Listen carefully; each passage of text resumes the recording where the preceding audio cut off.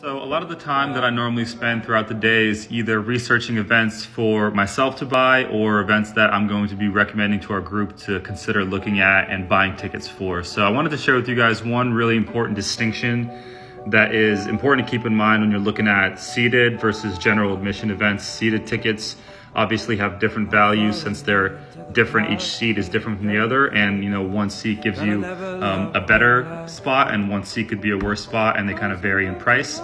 And then general admission events, it's all just GA, so each ticket is basically the same value. So I'll show you an example of what that looks like. So looking at Flair here, pretty much looking at this event from Whiskey Myers that is on pre-sale today, pretty much has solid score across the board in terms of how well is it going to perform.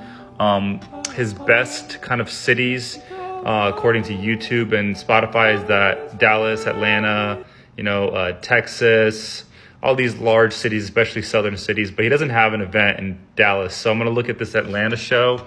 Coca-Cola Roxy is the venue, and looking at the event here, I can kind of see how many tickets sold so far.